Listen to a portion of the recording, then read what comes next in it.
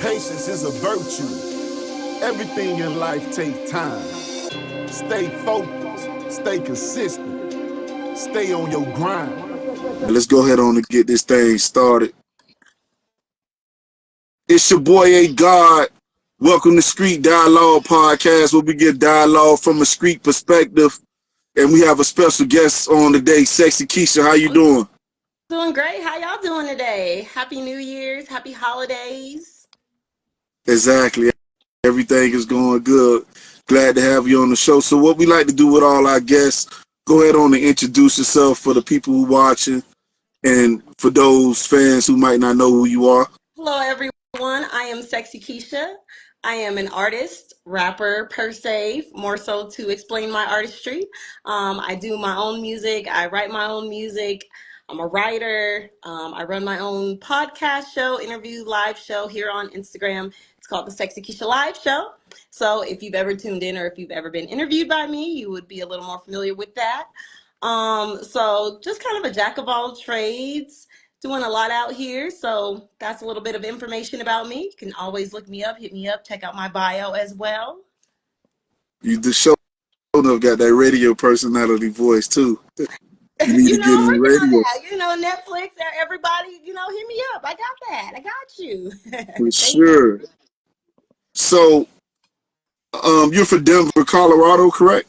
You're from Denver, Colorado? Born and raised in Denver, Colorado. So, what does Denver, Colorado mean to you? Denver, Colorado is home. They always say home is where the heart is. So that's definitely where the heart is. It's my struggle. It's my life. It's my story. It's just my background. So when I hear the term Denver, people, they get excited like, oh, you're from Denver. I never met a person from Denver. It's just kind of my glory and opportunity to kind of, shout out my city and give a little bit more background about where we are at in regards to life and knowing us as people. Got you. So, how was it for you growing up in Denver? Not too many black people up there. The ratio of black folks is down. So, I knew you grew up around a lot of white folks. So, how was it for you growing up in Denver, Colorado, being a black woman and coming from a predominantly black family? It was absolutely freezing cold. Definitely the winters are a little brutal here in Denver. But it was really nice. It was educational. Denver's a melting pot of people, so for anyone who wants to grow and be a part of something that's moving very fast and an innovative place, Denver is the place you kind of want to be. So growing up, it was very country town. We kind of had a 2-lane highway for a very long time. I-70, which was the name of our highway, still the name of our highway. And they kind of expanded it. So we're kind of like, I guess, LAX, we have like 4, 5, 6 lanes type of thing. Traffic is crazy, But I mean, generally growing up in Denver, it's a place of high value. You're not going to find a lot of individuals who are not hardworking and ambitious. So you're going to find a lot of people who drive and a lot of people trying to make a better life for themselves, honestly. Got you. So, you had both parents in your household when you was growing up as a youngster? Like, how was that for you? That's wishful thinking. Everybody would like to have 2 parents, but I did not. I grew up with a single mom. My mom was sick and dying. She had sickle cell anemia, and she actually passed when I was 14. So I kind of got accelerated in life really quickly. I had to grow up really fast and kind of take care of my mom, So I learned a lot of things that most kids probably didn't learn or maybe didn't want to learn. But life growing up, it was really fun. I grew up with a lot of male cousins. We all kind of lived in the same little, I call it like the suburban project, if you will. Just a place where, like you see people with like-minded movement, but there's still a lot of hood stuff going on within that little area. So it was fun. I learned a lot. I played a lot of sports growing up, played basketball, ran track, volleyball, softball. Went to state, ran varsity, played varsity, JV. So just I had a really good life, grew up with my grandparents after my mom passed away. So just I was really well rounded. Okay. So I want to dive into that. So you say your mom had sickle cell. So at the time you said you was basically taking care of her on your own. So you was going to school at the time? Like what grade you was in at this time when this was going on? Like Absolutely. how So old were my you? mom, yeah, my mom was born with sickle cell anemia. So I pretty much, and I'm a single child, only child. So I took care of my mom from probably age 5 all the way up till she died when I was 14. Oh, damn.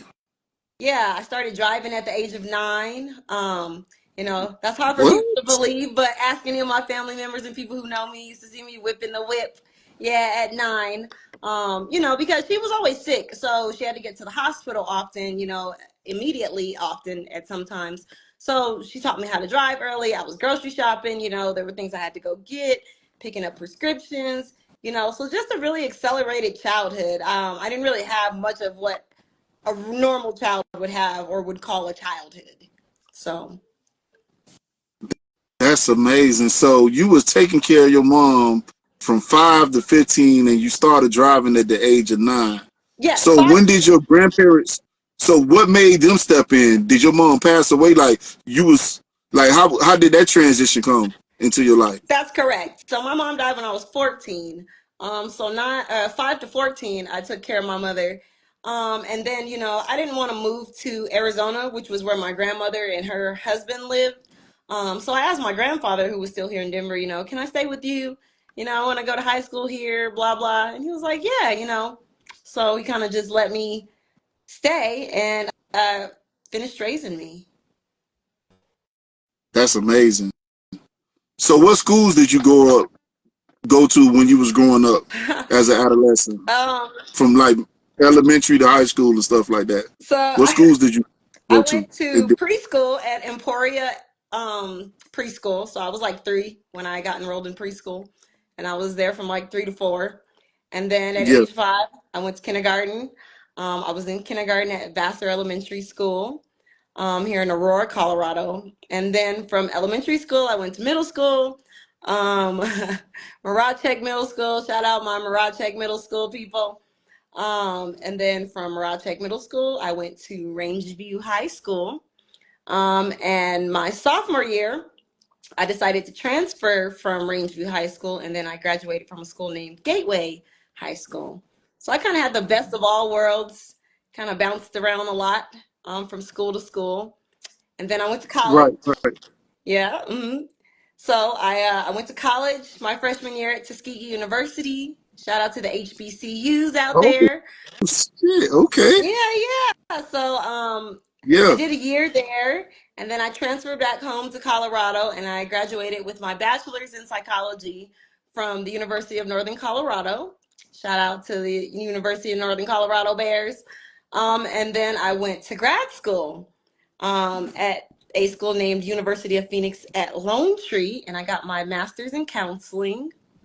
And then I kind of got married, had a family type thing. Right.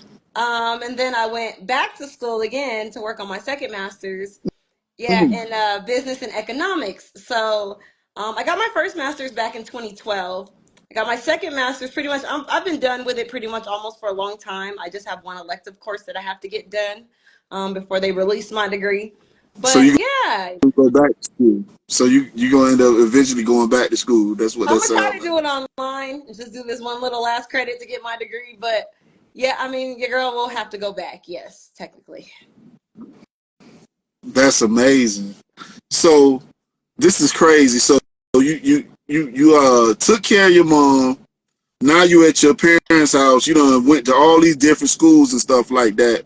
So I want to just go back a little bit. When you was with your grandparents, right? How did they treat you when you made that transition? Like, because you're not actually their kids, and by you being so mature and you on another level, you already kind of independent. Right. So how did they treat you when you came over there? Like you was basically doing your own thing. It sounded like you done had a job at a young, like what? So how that was going on? Because That's it looked like funny. you was your own boss at a young age. I mean, you can kind of say that, I mean, at the end of the day, my grandfather and I got along pretty well. He was really old school, so I just had to kind of fall in line. He's a Cancer, so it was his way or the highway type of thing. But we did Right, clash a little bit. I remember at 16, I moved out, called myself moving out. I remember one right. day he went to work and I moved all my stuff out, called myself being grown. I went to stay with a lady who was like my auntie at the time. So I did that. And then I was only gone like a month, maybe a little bit less. And then I moved back home. And, it was fun. Like me and my grandfather got along really well.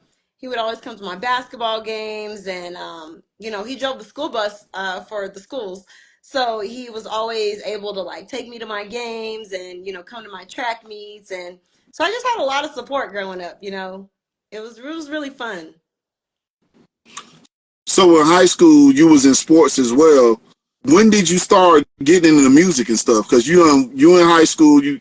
So when did music get into you? Like when did you start getting into music? So I started music about the age of, I'd say, 10, 11. I actually started as a poet. So I wrote my first poem probably when I was about 11. So, I recorded my first song. I think I was like 18. There was mostly digital recording. I mean, I'm sorry, live recording when I started. So digital didn't come around until like the early 2000s, I think, or something like that. So I was always doing a lot of live stuff, hosting live shows and comedy shows and poetry shows and things of that nature in college. So as I branched out, I was like, I had friends who were like producers, and they were, telling me, yeah, you need to, put some music to that. So they'd send me beats. So I'd hit the beat up, and I'd listen and just kind of get into my poetic phase, and I take it from there. And then I just kind of got into, being a full on artist with instrumentals. So when did you have kids? Like when did you meet your husband, and then when did you have kids? Because balancing music. You done did all this stuff in college. So when did you meet your husband then? I met my husband, let's see, I was fresh out of college. I think I was probably 24 when I met my ex-husband. And And yeah, then we got married. Yeah, we dated, we courted for a little bit, and then he moved in. And so then this we was got after you married. graduated college, or you Yes, still in college at this this was time? after I graduated college the After first you time. got all the masters, So everything? this was after I got the bachelor's. Yes. Okay, So okay. So this after the I was bachelor's. Okay, pregnant in graduate school, so we had got gotten married after we met. He moved in, we got married. About 6 months later, found out I was pregnant, and I was in graduate school at that time. So I finished graduate school in like, no, I gave birth in December, and then I finished graduate school like that next year in February. So my child was like 2 months when I got my degree. and which I had a girl or boy? I have two boys. Two boys. Two boys. So now you have two boys. So what caused the split? Like, was you too busy? Like, was he not supporting you at the time? Because a lot of women go through this when they dealing with men. They don't have the support that they need when they're doing stuff. And sometimes some women are more stronger than the men and have more ambition than the man. So what was your ideal relationship when it came to the breakup? What happened? What caused that? I would say the main cause was just miscommunication, a lack of respect and gratitude for one another over time. You spend a lot of time with one person, and when you're young, you don't really have your set ways in regards to how you want to live your life completely, or, people may disagree to agree, you know. I also feel like we were a little bit unequally yoked. There were a lot of life experiences and things that I had gone through that he had never experienced, so it was hard for him to kind of relate to my life and the things that I was dealing with. So I didn't feel really supported, and infidelity, of course, not on my behalf, but Hmm. maybe He had the emotional nerve to cheat on infidelity. a beautiful woman like you, Thank you, but I'm not perfect. So this man. mouth, when this mouth gets to moving, it's not very kind. Was So right, right, you right, know, right, I'll be honest. I'll take heat of my shit. I'll take accountability. right, So right. there were a lot of things. When you disrespect a man and he feels disrespected, and I feel disrespected, and everyone's disrespected. it's really hard to get back on track, you know. And it gets to a point to where, you know, you're physically, emotionally, spiritually feeling like you're abusing each other. It's time to go, you know. It's time to get out. So that was kind of So the cause of my demise of my marriage. got you. So what strengths did you build as a woman after your breakup? You know, being a single, now you're a single mother. What strengths did you build after that? You know, being a single mother and a single woman. Now you taking care of both kids. You have aspirations to sing and stuff like that. So what strengths did you build as a woman being a single parent? Because that's something that a lot of women go through that people need to pay attention to, you know, being a single parent Absolutely. out here. Like, Absolutely, I agree. So you definitely, you know, what doesn't kill you is always going to make you stronger. So I built a lot of character. I also had a lot of time to sit with myself and really start to appreciate myself more as a woman, as a person, as, you know, being a new person than the individual I was when I got married.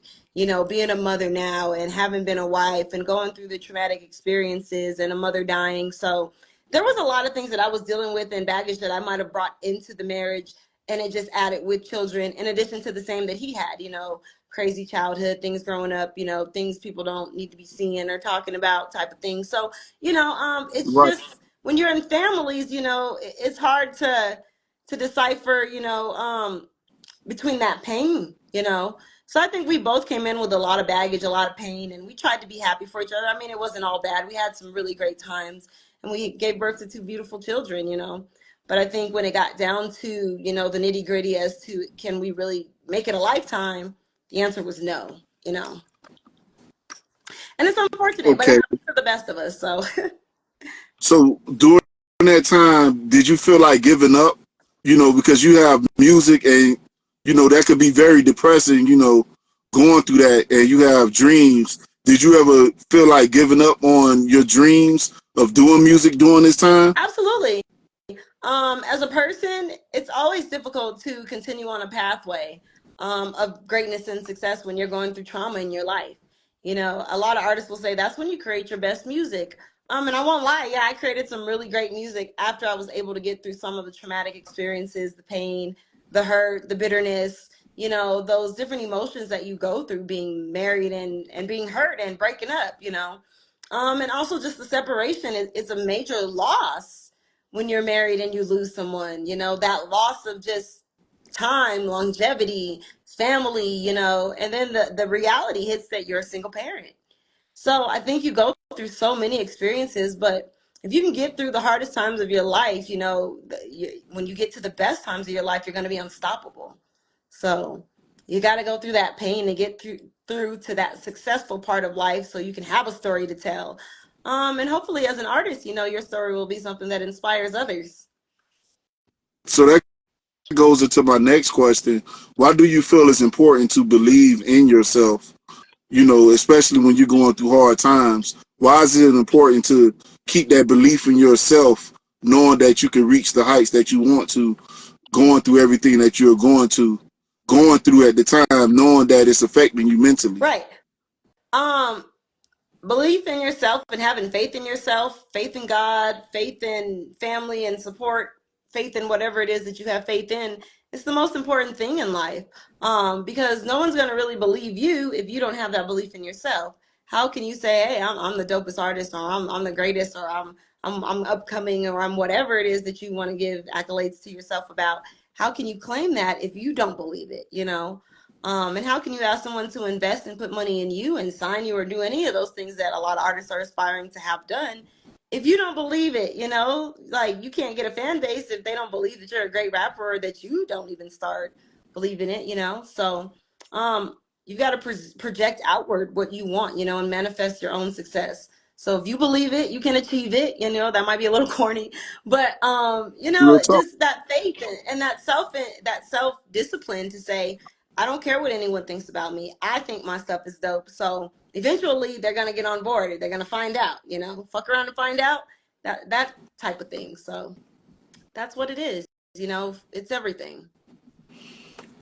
So when did you get into modeling? Ironically, I'm not really much of a person who likes to take a lot of pictures. But I got kind of thrown into modeling, I guess. I started as like a modeling agent. I worked for an agency locally here. It was called John Casablanca's, a modeling agency for talent scouting, modeling, and things of that nature.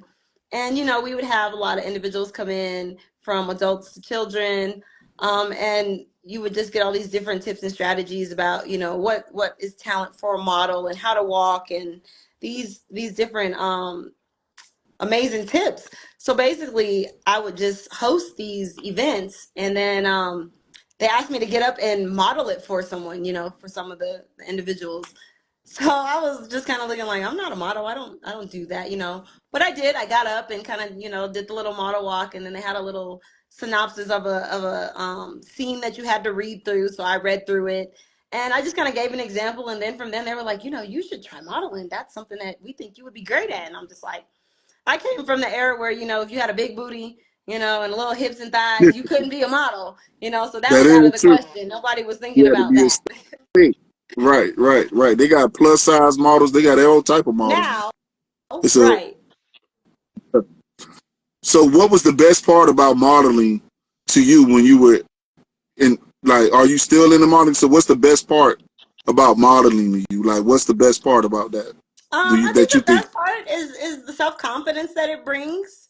Just the ability to look at yourself and people think that you're sexy and you're beautiful versus how you went through the stormiest times of your life. Um, and it just gives us self confidence. And to be a model, I really feel that you got to be poised because to hit those angles and make it look good on camera and the way they do it, you have to be really intelligent and cognizant of what you're doing when you're modeling. So it's a lot of body control, a lot of mind control, your face, emotions. You got to dig into a lot of different places to be a model. So I have a new respect for models, which I've always respected them. I always thought they were beautiful. But, for most people, when you're a professional and you make it look easy, people don't, they're like, oh, I could do that. And then you go try and you can't do that. So I think just, Right.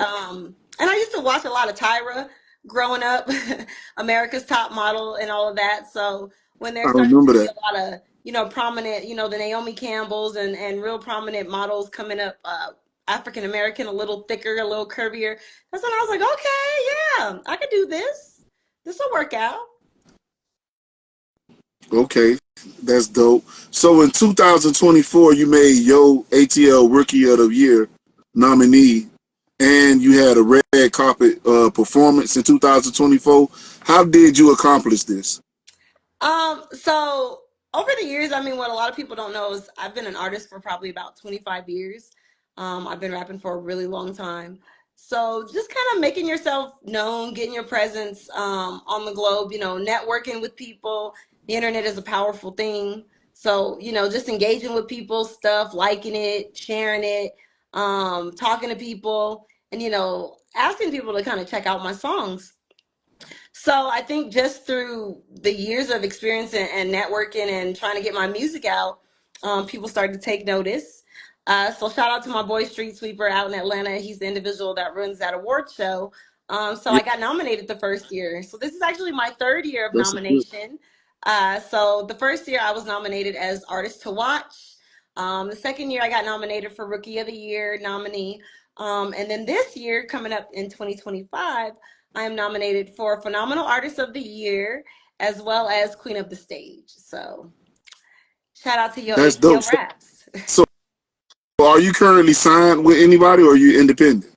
I am independent. I kind of rock with a lot of different people. There's a lot of teams that I, have had opportunities and amazing things to kind of work with, but I am officially independent. I'm not currently signed to anyone.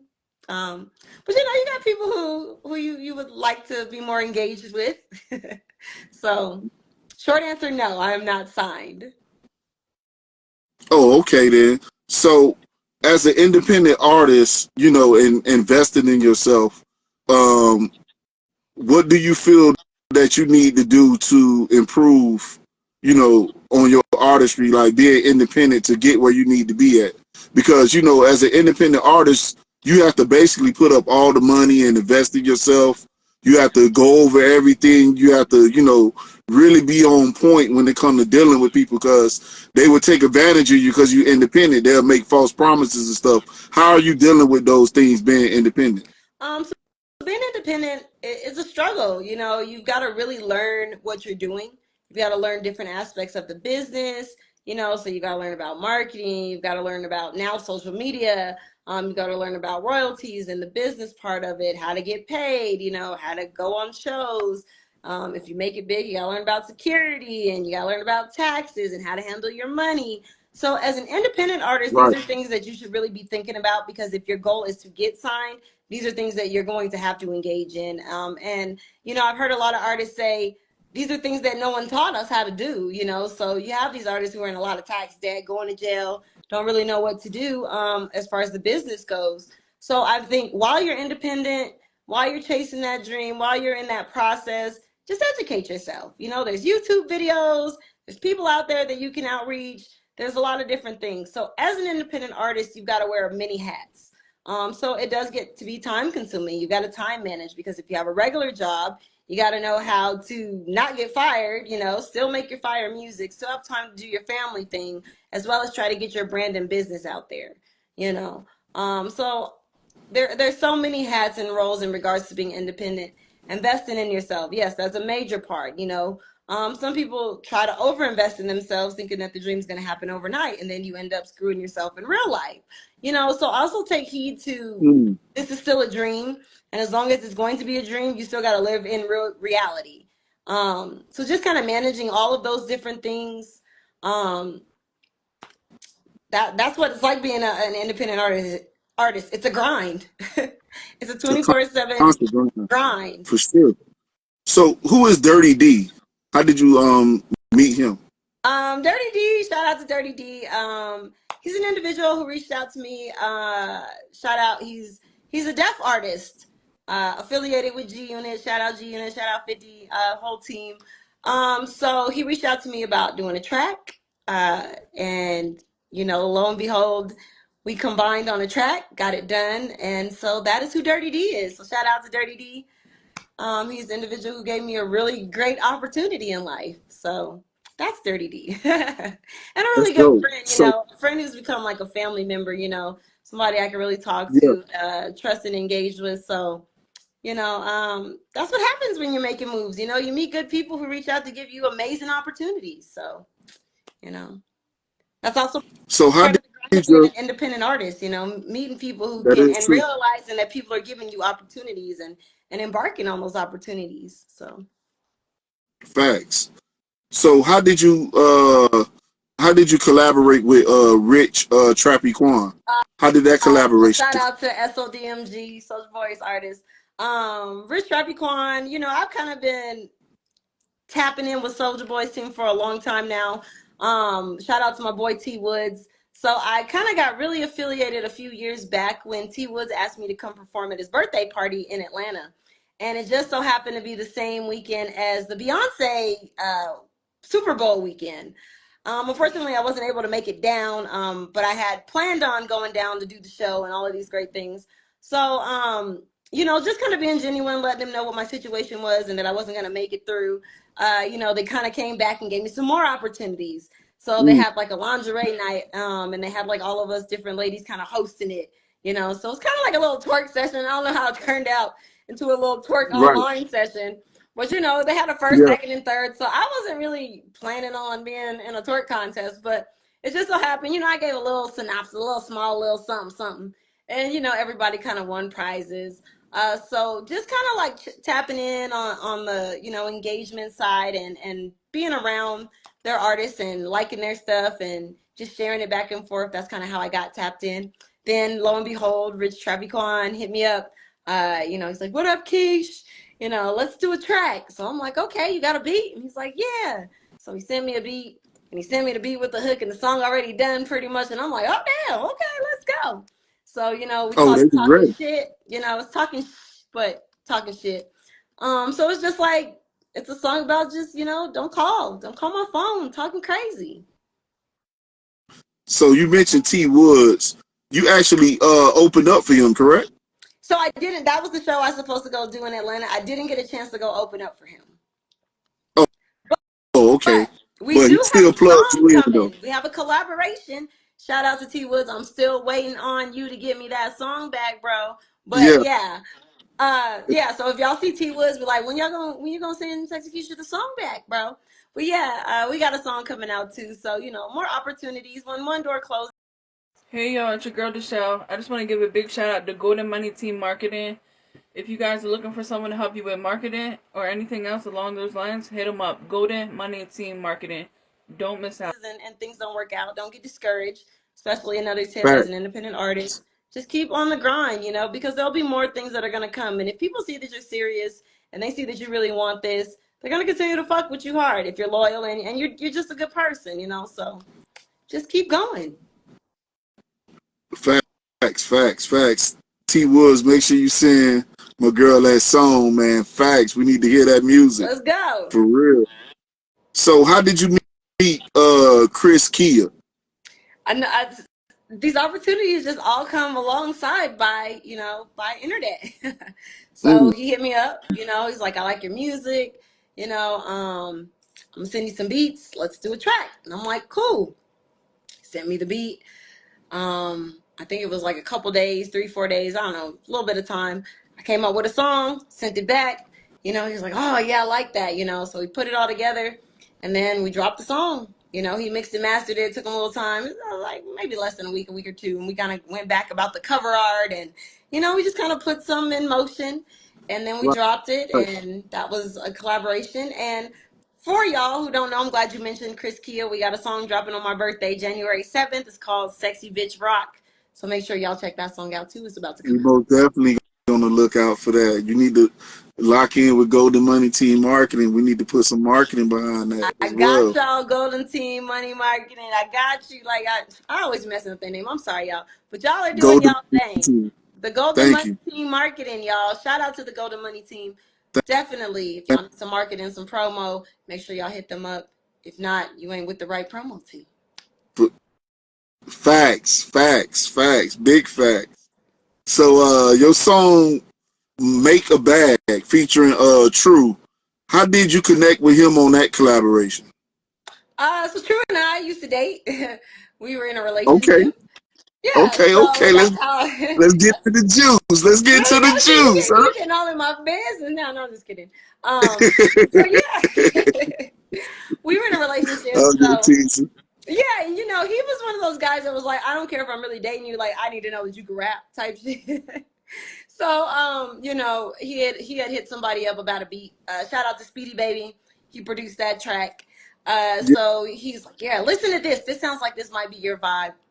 So I was like, okay, cool. Let me listen to it. So I'm listening, and we're going back and forth with the hook. He starts, I ain't worried about, and I come in like, nigga chose me. So we just went back and forth until we came up with a song. We went out to my homeboy studio. Shout out to my homeboy DJ Deuce, and recorded the track live. And then you got Make a Bag. So that's how that came about. So y'all still good though, right? Even though y'all Yeah, still I'm got a good with good everybody. I don't, I relationship, don't, I don't have beef with. You know what? Just because I'm not in relationships with people that I was formerly in relationships with, I don't have any personal beef with anybody. You know what I'm saying? Like right? I'm just one of those people. Like I forgive you, you forgive me. Whatever we need to forgive each other on. If it didn't work out, if we said something bad to each other, or usually for me, it ends pretty amicably. Like I'll say what I gotta say. You say what you gotta say, and it's done. There's no bad I blood because feel like life is too short to be wishing somebody bad. So, you just hope for the best for everybody and use every opportunity that you're not in a relationship, or if it didn't work out as a growing experience, when you go into the next relationship, just make good changes, and that's for everybody. As people, we're all human. Nobody gets it perfect. So facts. I've been through my share as well, so you know I could agree with you on that. So how did you get a role for Turnian drama series in 2022? How did yeah, you get so that a role drama for that? series, shout out to the team that was doing that here. That was here in Colorado. So my homegirl hit me up. Her name's Bella. She hit me up and she's like, they're shooting this really dope series here in Colorado, and they're looking for some dancers, like stripper type people, for the series. And I'm Hmm. like, oh, okay. Well, what do they need you to do? You know, she's like, Right. oh, you know, you just come on set, you know, and they got a couple of lines that they want you to do, and you just, you know, we'll figure it out when you get here. So I'm like, okay, I'm scrambling, like, let me figure out who could watch my kids real quick and give me a little time and I'll be there, you know. So I get there, and well, actually, I had to hit my homegirl up too because they wanted someone else. So I hit the homegirl up and she pulled up. So, you know, they're like, well, this is what we need y'all to do, blah, blah. And we kind of just went on set and killed it. So they did ask me to come back and do some extra scenes, but I don't know. I think they kind of paused the series for a little bit. But if they get that going again, hopefully there'll be some extra lines in there for me too. So that was really fun. Yeah, That's I like dope. So they said they needed scripters. So when did you get in the dance? Like when did you get in the dance? Like how did that come about? Or you was what do you mean? That was for the scripting at the show. Oh, okay. You weren't actually you was scripting or what? In You the was the show? actual no I'm saying like was you an actual dancer before that or that's something that you picked up just for the show? I'm just asking. I mean, I do have a pole in my house, you know. Okay, okay. I might have gave it a little college go, you know, for maybe a few weeks or something, you know, here and there, spring break, you Yeah. know. I might have gave it a little twirl here and there. You getting all up in my business. I'm just kidding. But yeah, you know, so yeah, you know, shout out to the strippers of America. That shit is a real Olympic sport. It should be, because that is some real work these ladies are doing. Okay. For real. That's my go-to spot actually when I'm chilling. You know, I don't really go to clubs. I rather go to a strip club than Yeah, the actual strip club. clubs are dope. You know, I don't have a problem with a strip club. You know, shoot, if you need a bartender, I'll go make me some money. It ain't, it's nothing. You know, but Yeah, no, and really, in all actuality, for real, being for real, you know, a lot of women are trying to get that bag to pay for college. They're paying for something that's of sustenance in their life. So don't hate on facts. strippers. Take That's care of them. facts. A lot of them are single moms too. And you know, it's the best shape of your life. Like, do you see how built strippers are? It's Yeah, amazing. It's incredible. I damn sure appreciate my strippers for sure. Shout out to all my strippers out there. Shout So out. talking about strippers and dancing, Air Boom Dancers Orphanage. How did you become a part of this? And So what is again, this actually? shout out to my homeboy, you know, Dirty D. Just the opportunity for people to give back, you know.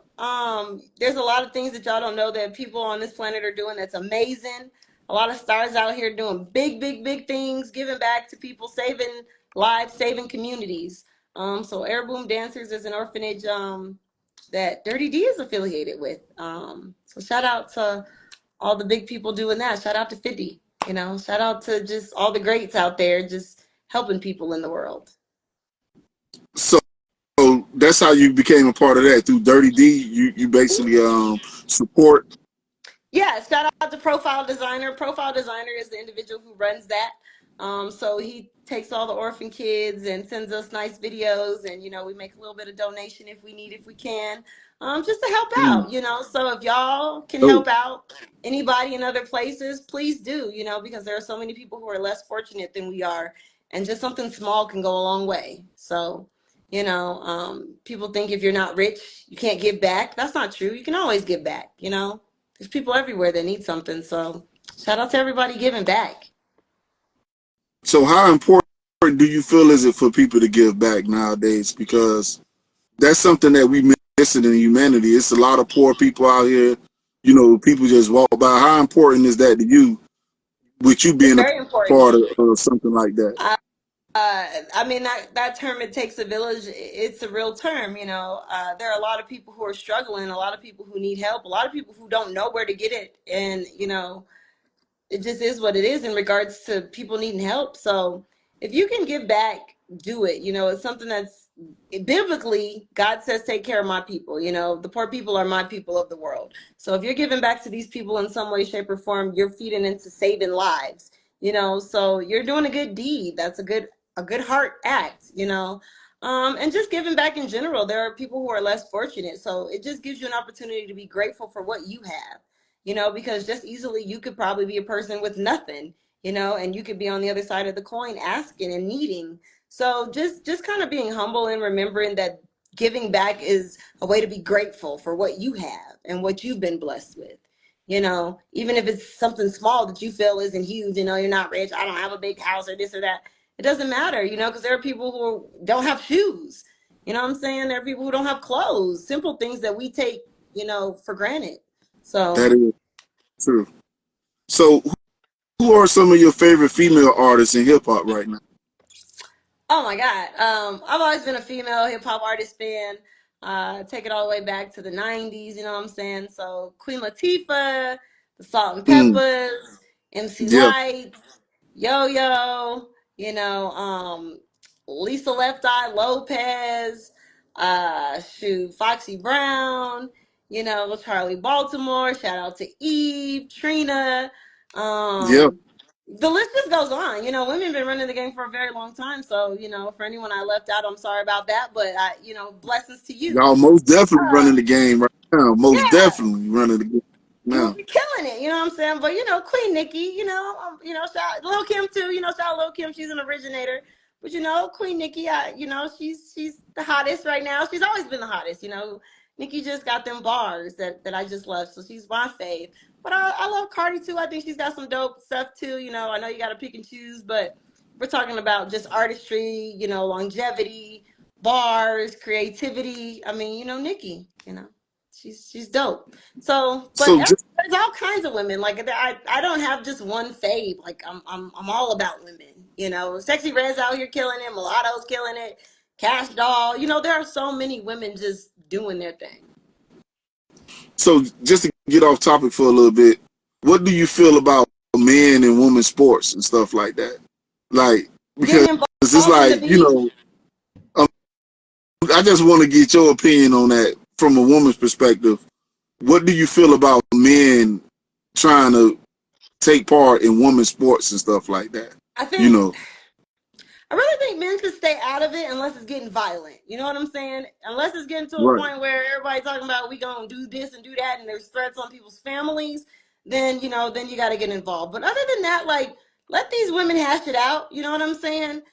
I mean, I feel like there's more room to make a bad collaborating, and burying the hatchet. That's just my personal opinion, but there's just people don't get along, and when shit gets real, it gets real. So, at the end of the day, when the men get involved, it's about to get a little gangster. So maybe they should stay out of it, and let these women hash it out. But I mean, I don't really know. That's a good question. We need Buddha for that. I don't know. Got you. So you mentioned Buddha.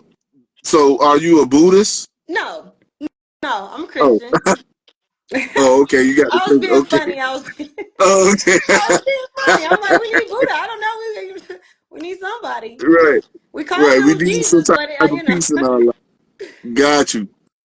So, how do you feel about female artists getting the recognition that they're getting today? Like, how they're getting recognized? Like, how do you feel about that? I mean, in regards to it being a positive thing, I Yeah, love the fact that being positive. I Yeah, love that women are getting recognition. It's about time that women are receiving their flowers, because we're so multifaceted. We do things so beautifully and gracefully and still take care of a home and be a wife and be a mother and look beautiful and be fit. Like, we need more creds for the shit that we do because it's fucking incredible. that Um, is true. a lot of men, no disrespect, but a lot of men are just focused. That you guys are focused in a way that you do this and we get this done. You guys are problem solvers. Your goal is to get shit done. So you got to focus on one thing at a time. We're women in a different sense. We're all over the place. We're doing this, we're doing that, we're doing that. That's just how we were built, especially when you have children. You got to be able to multitask.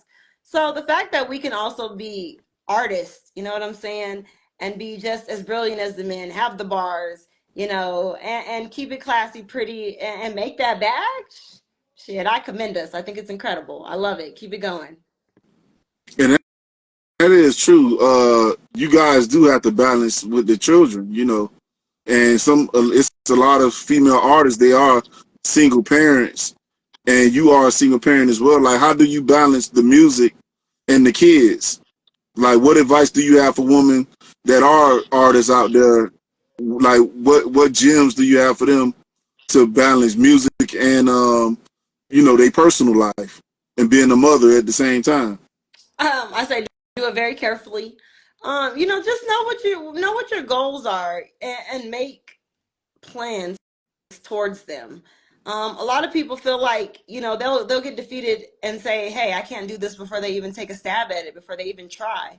So kind of make a system, balance your life out. Okay, give certain times and energy to certain things. So look, obviously the kids come first. Okay, I got the kids. Let me see what I got to do with them. Here's the schedule. This is what I got to do with them. Bam. Then you got your job life. Okay, I got my job life. Let me do my 9 to 5. Blah blah blah. When I'm done with that, I'm gonna dedicate an hour after that to working out, feeling better, looking better, being better, okay. And then bam, I'm going to cook dinner. So I feel like having a schedule and being, cognizant of your time is very important, because I operate on a schedule. I get things done in certain times. So then I'll say, well, if I got this song I got to do, I'll plan on this day to do it then, you know what I'm saying? And so I'll dedicate my mornings or whatever I need to get my priorities done, and then I'll do my hobbies and the things that I need to do, like doing my songs or get my music done, or doing the chores I need to do. So just having really good time management skills and being disciplined, knowing that when you're tired, take that break, get some rest, come back,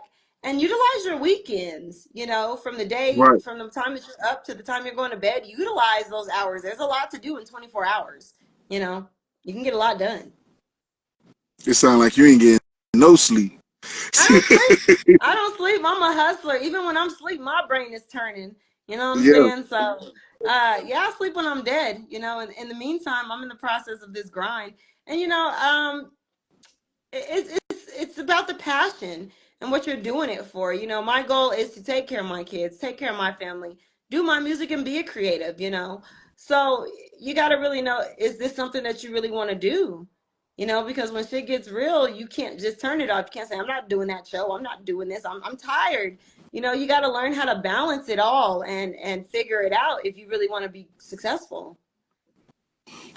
So if somebody called you tomorrow and like, hey, we need you here, you know, how do you just leave everything? Because you have your kids, but you got to find someone to watch the kids and stuff like that. Like, how are you handling that? Because most people don't want to make the sacrifices, but it's a different type of sacrifice where you're the only one and you're doing everything yourself. You actually making bigger sacrifices. So, what type of sacrifices did you have to make? In your career to get where you at right now? Thank you for saying that. Thank you for recognizing that. Because it's like a double sacrifice. And it's really where you have to take the emotions out of what you're doing. Every day I have to remind myself, like, I have a dream. There's a reason that I'm doing this. So when I get tired and I get beat down or I get pissed off because I'm doing it on my own, and shout out to all the dads and single dads, single moms, people who are doing it. Sometimes it takes spouses a little bit more time to come around. Mm, So shout out to my ex-husband. He's definitely making his strides to get his shit together. So hopefully that can be an ally later in life that I can depend on and be like, "Look, I got to go out of town, take care of your kids. When I come back, I got a little bag for you." You know what I'm saying? So, right, I mean, I would like to be in a place that's fairy tale thinking right now, because we don't even talk. But at the end of the day, there are, I have a lot of good family. So I have an uncle who I, generally will fly out. He'll come and chill with my kids and, give him a little cash. He'll go, have fun with them and just and do what I need to do what I need him to do so I can get shit done. So I think just having a support system, if you have anything out there, cherish it, use it, and pray. You know what I'm saying? Just pray. If this is something that you want to do and God's gonna make a way, if this is something that you've prayed for, then believe that it's gonna work out. You know what I'm saying? And prayerfully, if you don't have that, if you do make it, you can get a nanny, you can get some help. So just always right. don't just give up. Just keep trying to Figure figure it it out. out. You Yeah, know. I see where you're going. You don't give up. Just figure it out. Do what you got to do. No excuses. If there's something you want to do, you have to make the circuit sacrifices. Figure it out. Get a game plan. Do what you got to do, because most opportunities that come by not gonna come by twice. Right. And You have to if you don't capitalize financially on have every it to do the opportunity. opportunity, then that's one thing. But I think if someone is presenting an opportunity for you, then they would understand that. So I think it's just also what your end goal is and who you end up with. Making sure that you're with people who understand and that you feel like it's a family type of thing.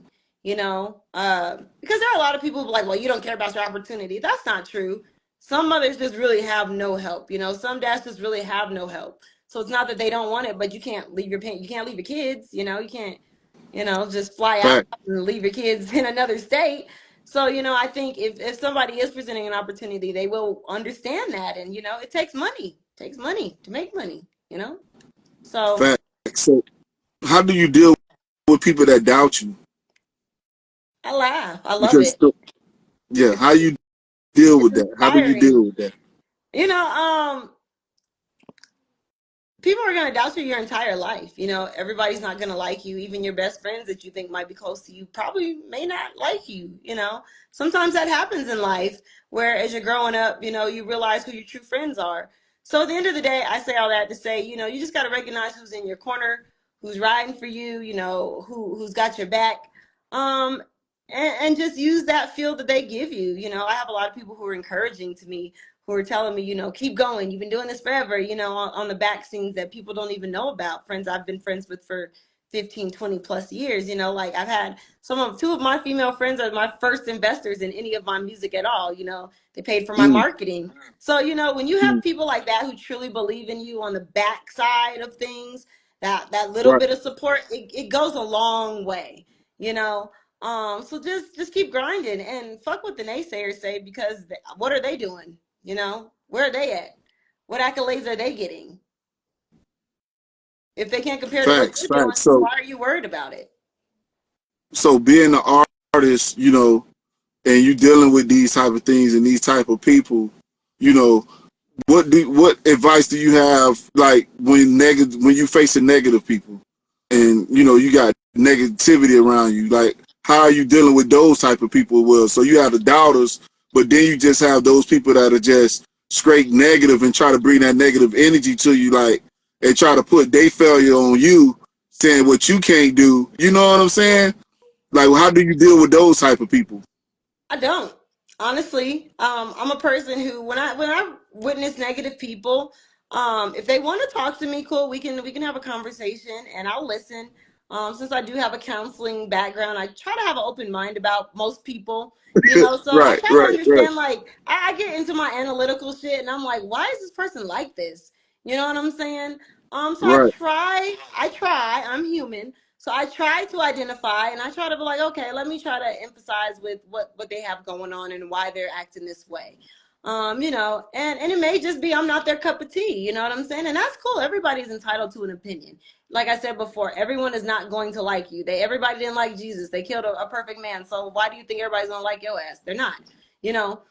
So at the end of the day, just being true to yourself, like I know who I am, I know what I've come to do, I know what I'm capable of. And when you do lose, just take the loss on the chin and get back up. Don't just kick the whole ship down. Just figure it out and go back to the drawing board. Take criticism, if it's constructive and it's positive. But with the negative people, let them be negative. Because the best revenge is to be winning, right? So let them talk. right. Let them talk. So being an independent artist and you dealing with, the industry and stuff like that, have you ever experienced someone that did bad business with you or tried to put you in a predicament?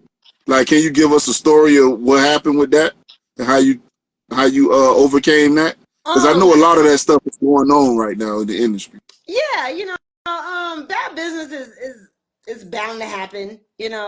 Probably some long years ago, I had an artist producer hit me up, and he was like, I really like your style. I want to work with you. Let's do some tracks. And I'm like, okay, cool. So my ex-husband, he was pretty supportive of my music. He even took on trying to engineer my music and recording like all my early music. You know what I'm saying? He'd hop on some hooks. So, the support was there. So me and this artist, we got together, and he wanted to write all my music, first of all, and I'm like, no, I write my own music. You can Right. choose the beat, and I'm gonna write my bars. So he didn't like that, and then I think it started a riff raff. He was like, well, you need to change your voice. And so I was like, What? How am I supposed to change my voice? That's impossible. You want me to sound like I'm from New York or some shit, and I'm from Denver, nigga? What are you talking Right, about?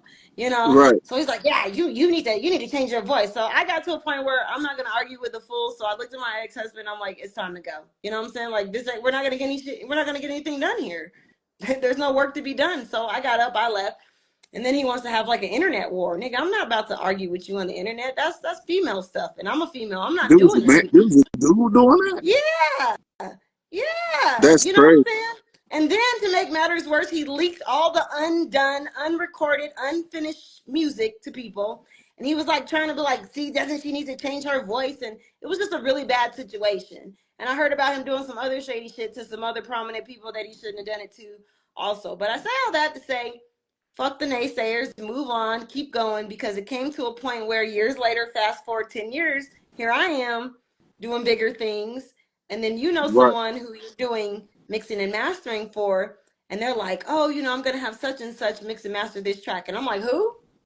And they're like, such and such. And I'm like, fuck if you mean, no, you ain't. He's not touching my vocals ever again, ever in right. life. So I had to tell the Yeah, little story about what occurred and how it happened, and they're like, no, that didn't happen. I'm like, I swear to fucking God, I tell you, there's nobody with that name, you know, I know it's that person. So it ended up being that person. And long story short, he ended up screwing himself because you didn't get to produce and mix and master or do anything on the track that you could have been big for you. So it might bite you in the facts. ass one day, So keep your opinions to yourself. And if you're not going to give constructive criticism, shut up. So, what good experiences did you have doing music? And being in the games. Like, can you tell me some good experiences Oh yeah, that you learned? I've had amazing opportunities, amazing experiences. I've met great people. I had an opportunity to meet a legend. Shout out to Crazy Bone. You know what I'm saying? So just again, networking and meeting people. Shout out to my boy Unique INT. Just an opportunity to kind of just do something on the front end. Like basically be like a driver. And get the man to the safe place. So I was able to, just engage with the team and ask a lot of great questions and talk to this man and pick his brain and laugh and just see the legendary in action. Went to Top Right, Golf. This man's a fucking incredible golfer, like should be in the majors type shit. It's crazy. So right. I've had a really good opportunity to meet a lot of successful people. Even as a kid, I got to meet like Chauncey Billups when I was a kid, because I wanted to be in the WNBA, and I had an uncle who had an opportunity, and he actually ended up blowing out his knee, but he knew Chauncey when he played in Mm. college. So I got an opportunity to meet him when I was a kid, and I got to go to see you in the dorms, and so I've had a lot of great experiences with a lot of amazing people. And it all came by just good people who care, and who want to see you win and feel like you're at a place with a high enough vibration to handle certain things. So that's probably my best experience is getting to hang with Crazy Bone. It's fucking dope. So another thing that we do here in the industry, it's hard for women to go and record. You have people that try to hit on you and stuff like that. Like, have you ever had people that didn't keep it professional when you were trying to do things in the music industry? Like, how did you go about handling that? Because I know it's a lot of women who are experiencing that when you're dealing with these men. You know what I'm saying?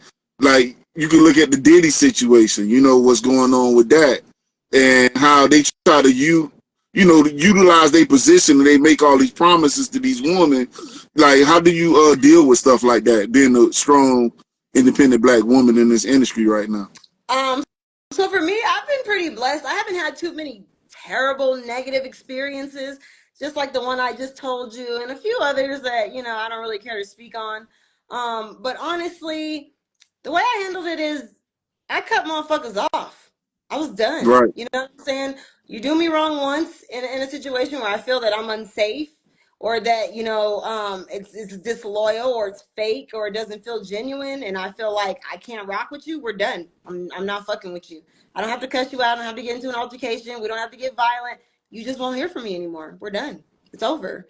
I'll forgive you. It's good. But when you put me in a situation where I feel like my life might be in jeopardy, or it's playing with fire type things. I'm not engaging in no nonsense, you know. So luckily, I've had men respect me. I guess maybe I have that bitch resting face where I come in like I'm on some professional shit. This is what we're doing. And honestly, you know, for men who can't handle that, I don't really talk to them niggas no more. I've had a lot of men who feel like they've been rejected or whatever. You know, they didn't get what they wanted from me, and that's fine. You know, Right. you can not talk to me, but you're gonna want to talk to me at some point. You know, if this shit keep moving.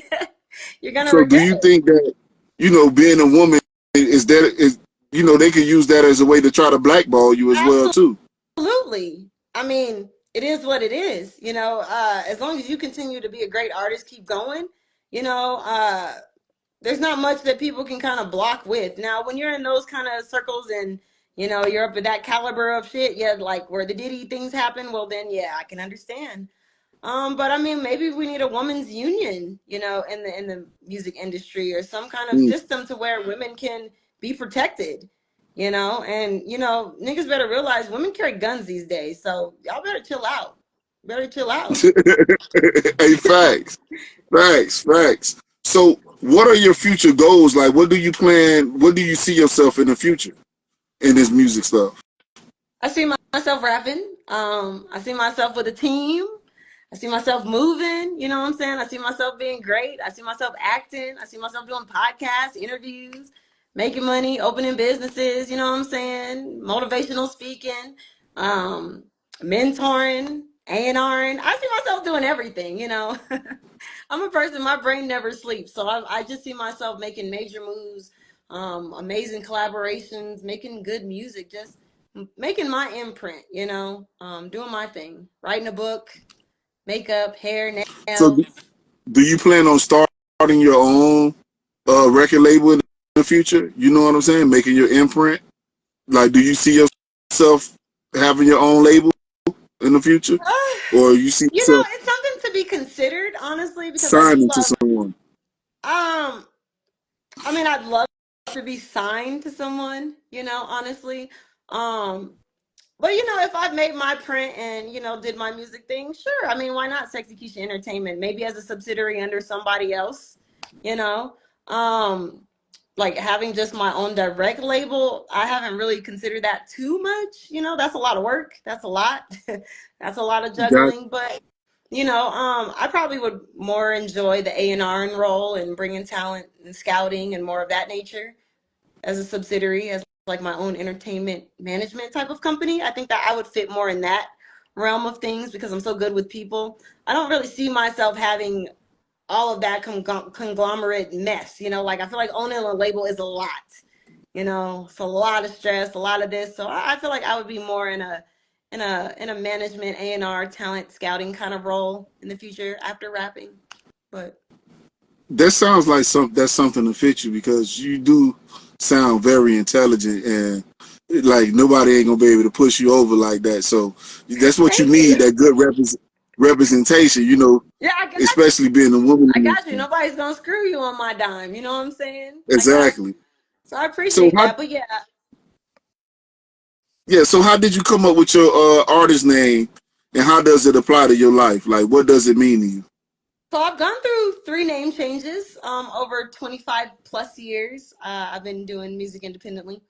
So I started as Nikki T because my name is Nikisha Nicole. My maiden name is Trotter. So Nikisha Nicole Trotter. Nikki T is how that came about. I used to spell it Niki and then just a T.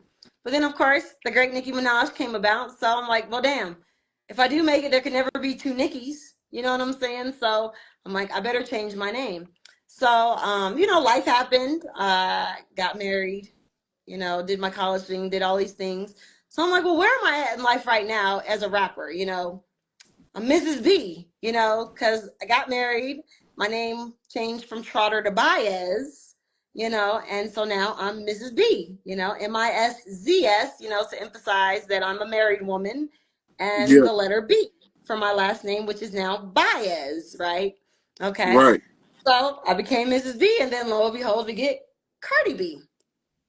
So I right. can't be Mrs. B and there's a great Cardi B. So now we've undergone this hopefully last name change. I'm now Sexy Kisha. Nobody And has that name but you. Amen. So, the funny part is I didn't actually come up with this name. I was going for Nikki Nicole. I was going to switch it up. So I had put out a poll. I was speaking to one of my old friends, and, he was like, well, I would call you Sexy Keisha. And I'm like, Sexy Keisha? And he's like, yes, Sexy Keisha. And he sold it to me. He was like gung-ho about it.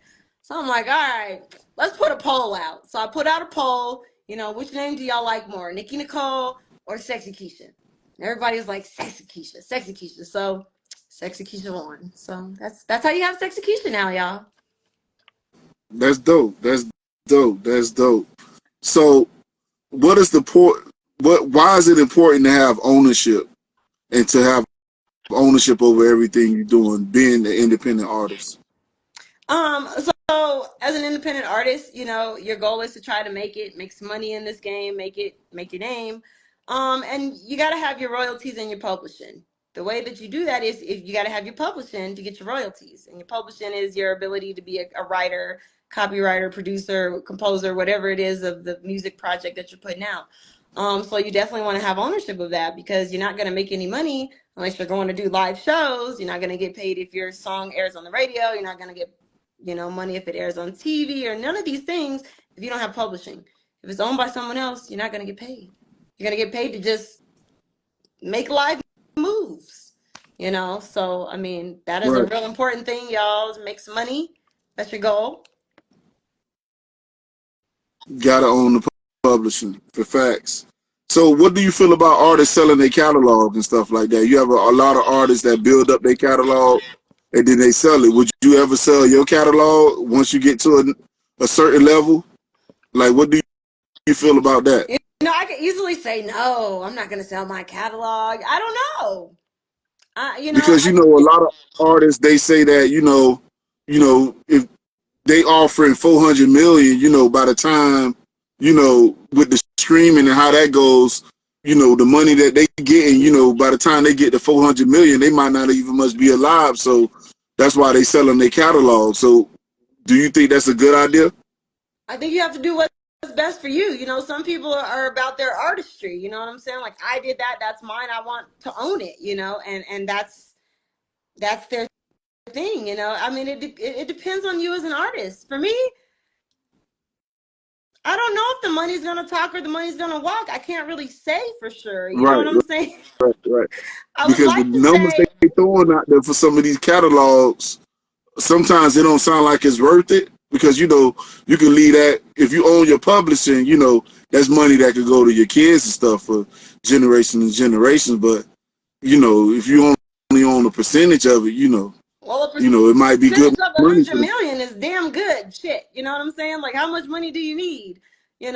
So I mean, I guess it depends on you because if you're an individual who feels like I'm an artist, this is what I want to die, this is my legacy, I want to hold on to it, then okay, but for me, I feel like I would probably sell it. I'm a businesswoman, so I want to also have other things as well. I want to have investments and more. So, takes money to make money. I don't know. Ask me when I make it. I don't know. Let's have this Facts. conversation again in a few years. I'm gonna most definitely hit you up. So that's my next question. So what do you value more in life? Um, Money, power. Like what comes first? Money, power, or respect? What comes first in your life? Respect. Money, power, or Respect is respect? always Why is first. that? Respect is first because if a person doesn't respect you, they'll do anything to you. You know what I'm saying? They'll kill you. There's no loyalty. Mm, If they don't care for you, they don't respect you. So respect is something that people have. You know what I'm saying? It's an admiration, maybe a fear, whatever it is. It's something that lets people know that's not an individual I want to mess with, Or it could be something that's like, that's an individual that I really honor and care about. It just depends on what level of you want to measure that respect. So to have some respect for someone means loyalty. You know what I'm saying? I won't do you dirty because I respect you that much not to do this to you type shit. You know what I'm saying? Even though I'm a human being, life's hard, sometimes hard to be a good person, but respect is what keeps people loyal. You know what I'm saying? That admiration for somebody, that admiration for something that someone has done for you, just being loyal. So respect always first for me. If you don't respect me, you don't give a shit about me anyway, so there's no point in us even being in the cahoots in each other's presence, you know. Facts. So what you say next? Money or power? So Ooh, respect is first. What would you have next on the list? Money or power?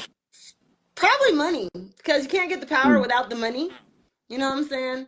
mm, So people usually are gonna, they're gonna respect you, and then when you get the money, that's how you get the power. I'm not really right, that power thing is that's complicated for me. You know what I'm saying? Like the power is only if you're right. fucking with my family, then the power is gonna get it exercised. You know what I'm saying? Other than that, the power thing, I kind of steer clear. You know, let y'all niggas do y'all arguing and all that. I'm trying to make my bread and keep my life going and do these different things. You know, so but the money is what's gonna create the power. So you know, respect, money, power. Okay, so my next question I ask all my guests this: what do you value more, morals or money? Morals. Why is Morals. that? Obviously because of the same reason that I said about respect and loyalty. You know what I'm saying?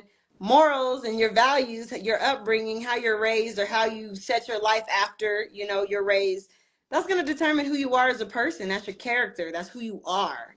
You know what I'm saying? So if you don't have any morals, you're going to be somebody who goes to sleep with your best friend's wife. You know what I'm saying? You're going to do foul shit to your parents. You're going to just fuck over everybody around you because you don't give a shit about anything. You have no morals. There's nothing that you live for. There's nothing that, you know what I'm saying, you care about that you're going to have a conscience about, you know? So morals. Cuz money, I anybody ask, will do I anything ask a for lot of money artists this because it's a lot of people that does things that are against their morals for just for money. money. You know what I'm saying?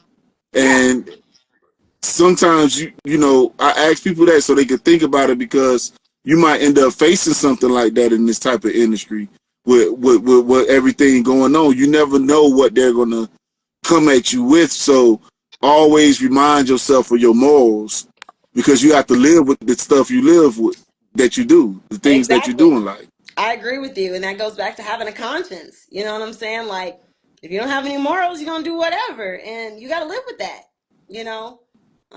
So definitely morals. Definitely. So do you have a top five artists that you listen to in hip hop? Like, what's your top five artists? My top 5 favorites of all time. Is that what you're asking me? Like my top. Yeah, yeah, yeah. Uh, uh Eminem. Male or female? Okay. Eminem, number one. Hold He's on. the Matter of GOAT. fact, no. Matter of fact, let me rephrase that. Let me get your top five female artists real quick. Ah, Let me get your top five female artists first. Hold on. Then we gonna do top five all shit. time. Let me get your Damn. top five female artists first. Hold on. Let me get that. Let me see. What's your top five female artists? It don't have to be current. It could be of all time. Nicki, Give me Kim, okay. Lisa Left Eye Lopez. Yo, what up, family? Here's what they're not telling you. Here's a secret. Golden Money Team Marketing. To getting a boost in your fan base, helping your algorithm, wherever. If you making good content, tired of not getting shares, not getting them likes, not getting them comments, keep working over and over and over again for nothing, you feel that way and that's you? Golden Money Team Marketing. Again, Golden Money Team Marketing. Try it out.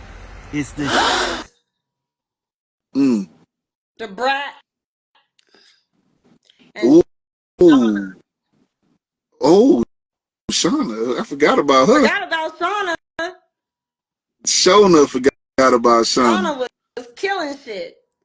So you say your number one was Nicki, Nicki, Lil Kim, Kim, Left Eye, The the Brat, Brat, and then Shauna. and Shauna. And number 6, That's if we can throw a 6 in there, Snow the Product. That bitch is cold. She's cold. who? Snow the Who? Product. Oh, Snow the Product. Oh, from Florida. Woo! Yeah, yeah, yeah, yeah. She's Yeah, she cold. fired. Okay, Cold. so let me get your top five artists in hip hop. They can be male or female. Your Eminem, top. Okay. the M. GOAT. Shout out to Eminem, that's the GOAT. Um, Tupac. That's one of my favorite. Okay. Number 3 gotta be Biggie. Number Man, you four, got some legends there. number 4 is a 3-way tie. I know that's crazy, but Who you got? number 4, Who you got? DMX, Jay-Z, and I'm sorry, who's the other one? DMX, Jay-Z, and Wayne. Sorry. That's my They all tie. Number they 4. they okay. Then who will be at number 5 then? Number 5, who am I gonna put? Bizzle, Christian rapper. I don't think I heard of him. You ain't heard of Bizzle? You better No. look up Bizzle. You better get on Bizzle. God over money. You gotta look up Bizzle. I'm gonna have to check Bizzle out. You gotta I don't check think I've Bizzle. heard of him. Yeah, I don't think I heard of Bizzle before. Honestly, I haven't heard of him. Well, I haven't Bizzle's heard known of for the him. infamous comeback. Response that he had to Jay-Z some years ago. So that's Bizzle. You want to check that out? It was I'll check him out. controversial, I'm gonna check him. Bizzle be spitting, So shout out to some of them Christian rappers out there doing the thing. If we're talking about a group, Bone Thugs and Harmony. Oh yeah, Bone top. Oh yeah, you know they top Top 5 top. all day for sure. Top. They're the When it best. They're comes the to best group, group. Best group. Yep. So Bone all day. So,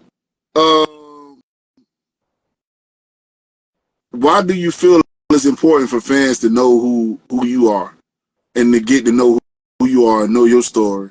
Because a lot of people don't, they try to stay closed in, but they don't have that, that intimacy with their fans to know who they are. Like, why is it important for people to know who you are as a person and to know what you've been through? Because most people might have not known that you was at the age of 5 taking care of your mother and you got all these degrees. Like, you're not just an artist, you're an intelligent woman, and then you're a single black mother, taking care of your kids, doing all these things. Why is it important for people to know all these things about you? well, thank you. I appreciate you. Because that's why I'm a rapper. It comes back to I asked my homeboy this the other day. Why are you rapping? What are you doing this for? You know, Right. and the response I got, I was like, okay, but give me more. You know what I'm saying? So what I was looking for was I'm doing this because I want to influence people. You know what I'm saying? I want to be able to be an individual that people come up to me and be like, you know what? That song you made about blah, blah, blah, I went through that shit. You know what I'm saying? I had that happen to me. I've been there. My mom died. You know what I'm saying? Like, I felt like I want to be able to influence people in a good way. You know what I'm saying? In a positive way, in a way that's gonna just connect. That's why I rap. You know what I'm saying? It's not for money. Yeah, I want to be rich. Yeah, I want to be able to, take care of myself and do the things I like. And of course, what else? That's the lifestyle too. But why are you doing this? You know what I'm saying? If you just say you just want to be rich, that's why you're rapping. Like, I don't understand why you're rapping. I don't get it. Fact. Because when you have a microphone, you're taking up souls. You're taking up people's lives in your mouth, in your mind, and what you're saying, what you're putting out into the world. You know what I'm saying? You're influencing people in a different way. And so if you are not putting good shit out there and you're just telling people to crash out, do this, do that, why are you doing it? Why are you rapping? Are you doing this to be negative? Are you doing this to, like, what is your purpose? What's your end game? Right. Because, they do say that the music industry, the people that run it, they have their own agendas. So they tend to push that type of music because they have money into the prisons and stuff. They have investments in prison. So, if they push music like that, that'll entice more people to go do foolishness and stuff like that. But, me personally, I don't think music can make you do crimes or do anything. It's already in you. Like, it could drive you, like you could build up that courage listening to that. But what's on your mind, you really want to do it. You know what I'm saying? Right. But Well, it's entertainment. it's You up know to what the I'm saying? individual. It's entertainment. You also have to be able to realize this is entertainment too. But a lot of people are talking about their life story. You know what I'm saying? But it's up to you if you're gonna take it literally and go kill somebody. But you may not have the same, trajectory of life that this person had. You know, so at the end of the day, I think we have to take the stories and the tales that we're hearing with a grain of salt and just try to relate. You know what I'm saying? I mean, gangsters make gangster rap because they can relate to it. You know what I'm saying? 50 makes music about being shot and the life that he was in because that was his shit. That was his life. You know what I'm saying? Niggas tried to kill him. You know what I'm saying? So, I mean, everybody's making these stories and telling what's happened in their lives. That doesn't mean you go do this or you mimic this or you follow in these footsteps. This is what I did. This is how it went for me, nigga. So if my story Right, can keep you from going that way, use it as an advantage to not go that way. You know what I'm saying? And I right. mean that's kind of why we gotta fight back for the culture of our hip hop. I know it's about money, but for the big, industry people. But again, as artists, we got to get back to our culture, like how are we helping each other? Is it just about money so that you can floss and flex on somebody? Or are we really trying to put messages out there to help each other in a way that's going to influence somebody's life? Because that's what you're doing when you're on the mic. You're influencing somebody. Facts, facts. Some of it could be unintentional though. Everybody, thought capacity is not the same. You know what I'm saying? Like, only thing they could think about is violence. Because that's all That's they was true. surrounded their whole life. So that's the only thing they know. They can't really fix themselves to rap something positive. But I can see that you well versed with what you're doing. You well rounded with what you're not typically just rapping about one thing. So what type of messages do you try to get out there? I know you like to do your fun music. You make music for the females so they can feel confident about themselves and stuff like that. So what different type of music that you like to make? Like what music do you like to make typically? Like you said, thank you. I like to make all kinds of music. So like I like to make music for the ladies, like that song with me and Rich Travis, Don't Call My Phone, talking shit. You know what I'm saying? You told me with Dirty D, and I've been steering clear from those super emotional songs because I'm still Mm, going through a process of healing, but you'll hear more of that on my album that's dropping. right. My date that I'm hoping for is March 30th. But I might push it to June 26th, so y'all will have a surprise on which day we're choosing here with my album because I'm switching Yeah. some stuff. Every time I think I'm done with it, there's something more I want to put on it. So, just wait for that. But you know, all kinds of different songs. There's ass shaking songs, there's stripper songs. You know what I'm saying? I got a song called Pain That I Feel that's about, single moms and single dads. And, you know what I'm saying? Just if people can't ride with you when you broke, leave them. You know what I'm saying? Like, just all kinds of different music because life is going to give you different experiences every day. You know what I'm saying? One day you're going to be happy. The next day you're going to be sad. The next day you're going to be mourning. You know what I'm saying? The next day you're going to be celebrating. That's life. That's music. It changes every day. So you're not trying to be in the box. You're basically Absolutely not. doing I don't whatever you want to be in a feel. box. Right, right. You open minded to everything. You're versatile. You can make music about anything. What Absolutely. you think about this country stuff? They got I country love hip hop. country. Would you ever get into that? I have a country hip hop song that came out 6 years ago. Okay, Yeah, so I was already on that. Shout out to my ex bro in law, if you know, he made the beat and all that. But it's hip hop country. So called Run This. It's on my SoundCloud. And it sounds like an Alabama type. What's the name of that song? I can't think of the song right now, but it's country song, country hip hop. So I say all that to say I love it. Shout out Shabuzi, love it, love it, love what Beyonce's doing with the country. I love it. Love Aaron Neville. I just I love the era of it. I like the collaborations. I like that Morgan Wallen mixed with that Moneybag Yo mix. Like I love it. I think it's dope. I think we should do more of it. But yeah. We should also, collab. let's give credit because oh boy, I think his name Blanco White. I think that's his name. Something Blanco. He was doing that song. He was doing the hip hop feel with the country a long time ago. The Get Up. You know the song? I'll do the two step and cowboy Oh yeah, boots. yeah, yeah, yeah, yeah. I Yeah, remember he that. did I that. remember We that. didn't even give credit where credits were due. So hip hop is changing though. They're gonna Yeah. probably they're gonna have rock and roll hip hop. They're gonna have, Hey, the next song I got coming out is called "Sexy Bitch Rock." It's like a hip hop rock song. oh, so you already diving into that I have with that another song versatility. that I did 4 years ago. It has Merce on the background playing, the guitar. So, and it's like an electronic hard rock hip hop. So I've always been on that, but I guess I was told I was a little different. But now look where we're at. So what about singing? Are you gonna get into that? Are you thinking about singing? So I What do do you think? sing on some of my songs. I don't sing. You got them singers. I'm not a singer. Yeah, I can sing a little bit. I can keep a little tune. I can harmonize, but you're not gonna hear a whole album of me singing. No, absolutely not. got you. So your new project that you got coming out, what is the name of it? It's called Beautiful Chaos. Okay. So how did you come up with that idea for that album? So Let's talk about that. Beautiful Chaos is life. I went through a couple thoughts. I was gonna call it Final Invoice. Here's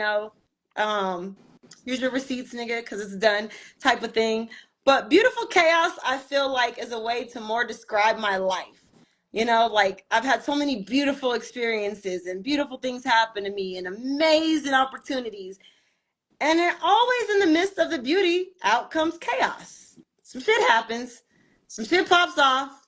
I go through something, people die. It's like a bunch of emotions. So always when it's beautiful, chaos comes. So Beautiful Chaos. That's where I got the title of my album. That sounds like that's your life story right there. That's why it's Beautiful Chaos. It's my life story. That's what it is. I like that. That's dope. That's dope. So how many tracks should we expect on this album here that you got coming out for Right Beautiful now I Chaos? have like Is it 17, 19. I'm oh you floating. going in. You Yeah, I'm going floating in. in there somewhere. I'm trying to decide if I want to narrow it down a bit or go a little further. So I can't decide. That's why I'm thinking about pushing it back to June because I might go for like 22 songs maybe. But right now we're at the like 17, 19 mark. So somewhere in that area, I say between 15 and 19 you can expect. And maybe a bonus track. So what are some what are some of the names of the producers that'll be working on this track with you? Um, Give us some of the names. Okay, so shout out to Next, my boy Next. He's an Afro beat maker. I got a producer named the Tie Man on the album. I got a producer named A Rock. So shout out to A Rock. Let's see who else I got on the album. Then you're making me think about all these songs. Shout out to Wishmaster. I got Wishmaster on there. What are some of these other songs on there? I ain't mean to put you on the spot Like like you that. got me thinking about the album now. I had to change my brain around. I Those was are just just to curious, name a you few. know? Just to Yeah, name a just to few name on a there. few. Okay. Yeah. Okay. Was there any inspirations behind this album? Anybody inspired you or like, you know, Life, everybody, everything inspired me to do this album. Honestly, the most inspiration, this is more about my life in a sense and kind of my marriage. I'll shout out to my ex-husband because this is more about my life right now. So shout out to me. Shout out to just, God. This is about just a journey. Beautiful Chaos is a journey. It's gonna make you feel good, it's gonna make you be like, what? Hold up. You know what I'm saying? It's gonna be emotional. That's what I hope to get. Emotion, fun, hip hop, club, sexy, like just all in one. so you would you say music is like an outlet for you also to deal with your own pain? You know what I'm Absolutely. saying? And you just put it out through your music? Like how does Absolutely. that help you psychologically? It helps you heal. When you keep things in, and you just keep letting them fester, you create anger, within yourself. And when you have anger, you can't heal. You can't get over things. And if you don't heal, you're never going to be able to get to the better parts of life that God may have for you because you're still stuck where he doesn't want you to be. So when you start getting uncomfortable in life and things start feeling like shit's falling apart, that's when God is closest to you. So just kind of realizing in your mind that life is a journey about growth. Every day we should be using our opportunities to grow and be better. Some people use it to be worse, but try to be a positive person. And when you put those high vibrational energies out there, you can expect good things. So God can't lie.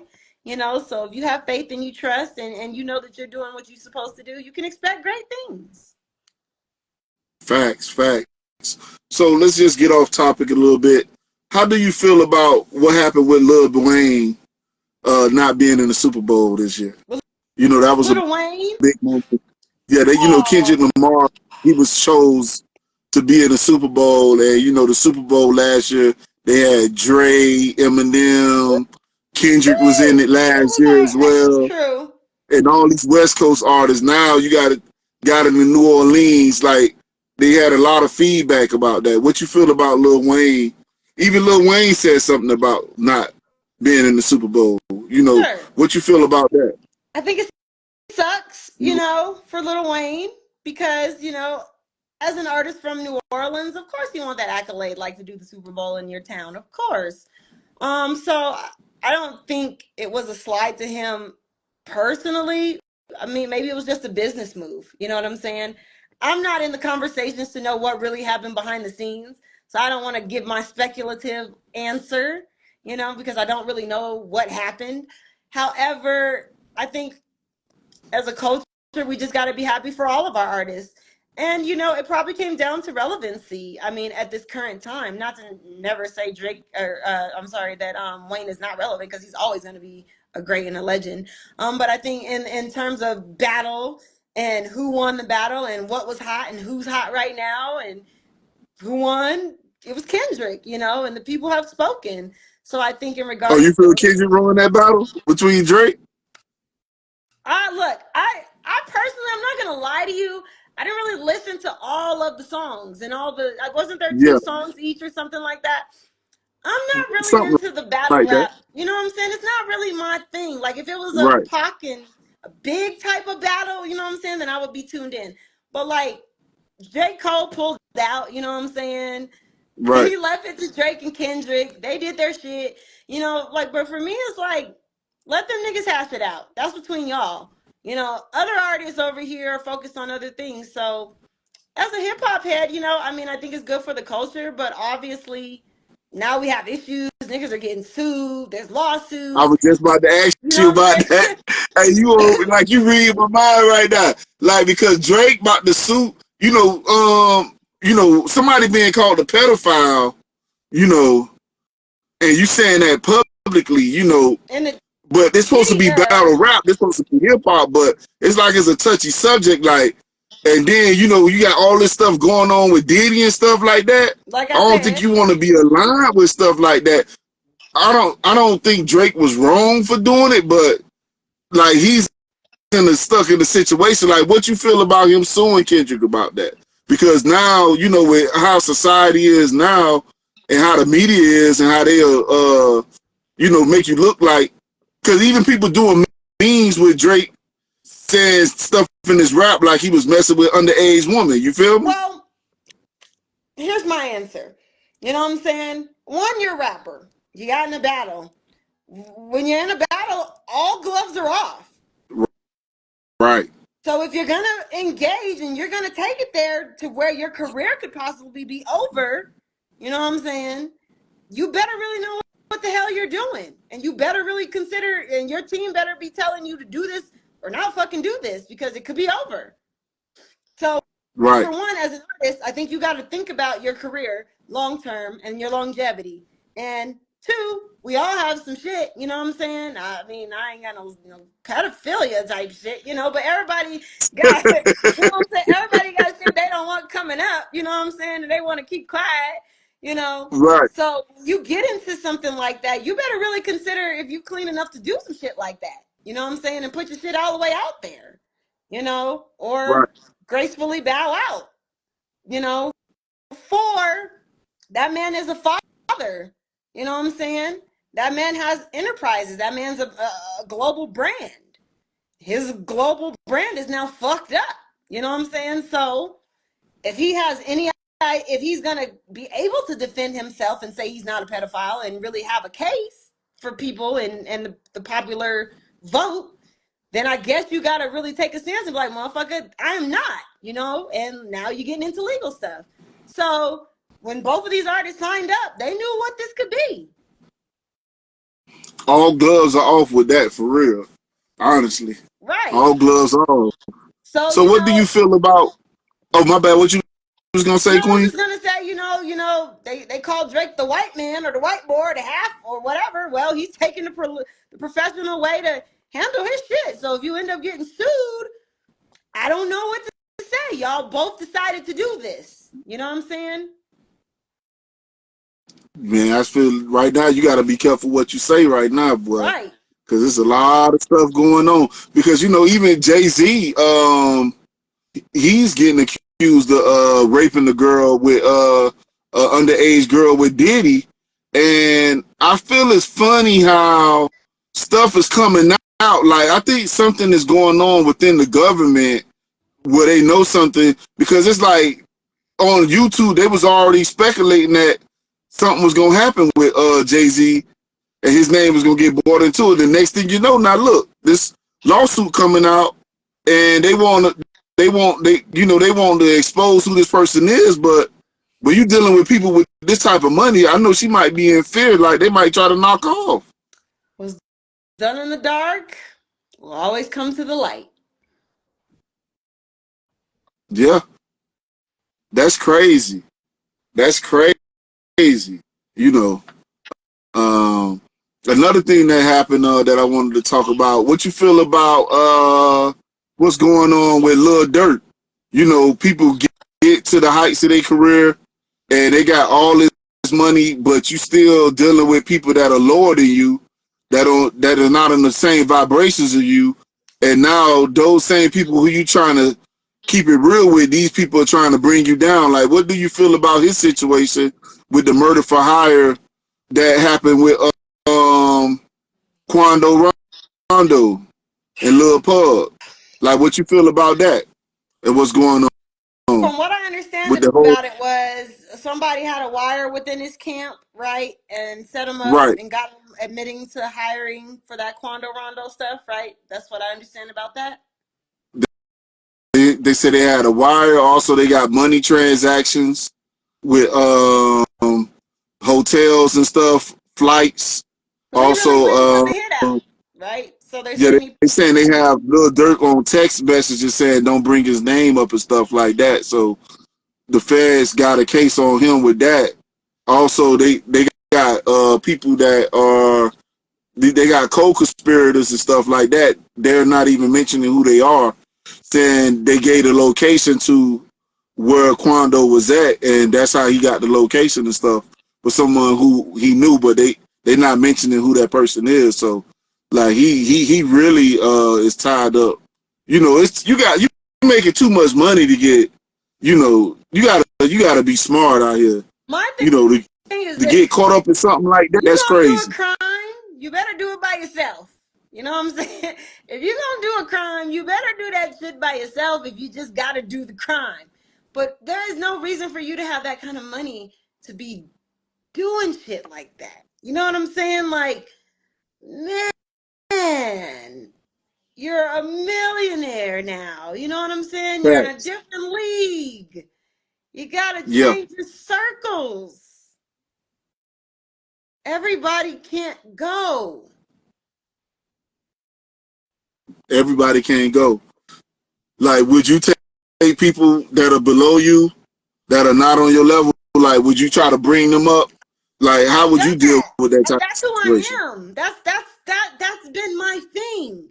That's why I'm a solo individual now. You know what I'm saying? Because when you get spit in your face so many times trying to keep it real, trying to be down, and you trying to get people to the mindset of where you see your brand going, everybody doesn't see your vision of where you want to be. You know what I'm saying? Everybody doesn't Mm. see Sexy Kisha as a global brand like I see it in my head. You know what I'm saying? So if you can't see my vision, you gotta go. You gotta bounce. You can't be around me. I can't fuck with you. You got one time to fuck me over in a serious way to where I feel that my life's in danger or I can't trust you, and we're done. Period. Facts. I forgive, Facts. but I'm not forgetting shit like that when it comes to my life and my livelihood and my who I am. You know what I'm saying? So I've done that, and I've had to show the example. I've cut motherfuckers off, and I kept it amicable. You know, oh, we're cool. You know what I'm saying? But you won't hear from me no more. We're done. It's over. Peace. Deuces. Facts. So what do you feel about people with these relationships? You know, you got Offset and Cardi B. They have a public relationship, but they spilling everything over into the media. It's like all their business is out there. Like, would you, once you get to a level, would you prefer to keep your stuff private, I or would you already keep it? prefer to keep my stuff private already. I already prefer that. You know, so I would here's my thing. They're gonna handle things in their relationship how they feel they want to handle shit. And if that's how they feel is the right way to handle shit, then they handled it the way they wanted to, right? Ain't shit we can say about it. All we can do is spectate, right? That's all we can do and have an opinion. Fans and people that's watching, yeah. If All you we want can do is everybody in your business, spectate yeah, and have an yeah, opinion. Okay? So if that's how yeah. y'all want to handle y'all business and y'all want to come back and deal with that shit 10, 20 years later, then that's how y'all decided to handle y'all business. I don't Mm. have a fucking opinion about that at all. That's y'all business. Am I gonna listen? Yeah, I'm gonna listen to the tea now. I'm sorry, I'm gonna listen. You know what I'm saying? I'm gonna I hear feel that you shit. on that. I'm gonna hear both Right, sides. You know, right. now would that be my particular way to handle my business? No.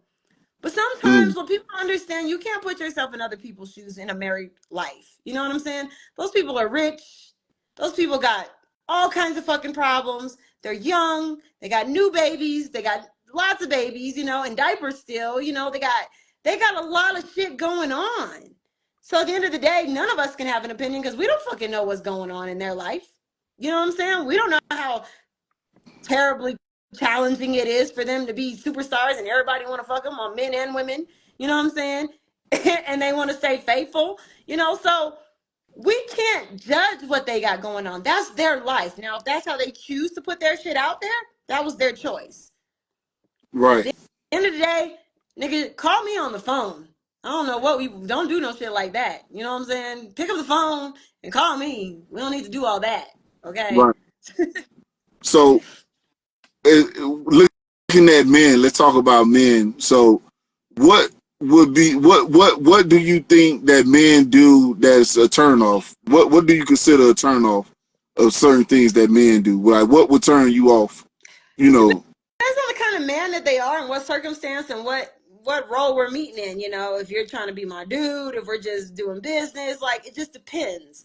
You know what I'm saying? But I think if you're raised right, normally 9 times out of 10 you're gonna be a gentleman, right? You're gonna learn. You're mm-hmm. gonna know how to treat a lady. You're gonna have morals. You're gonna have values. You're gonna have self-respect. You're gonna understand your masculinity as a man when you're dealing with a woman, right? So, I mean, that's the kind of thing I feel like. What was the rest of that question About what? about men? About You said what's a men? turnoff, right?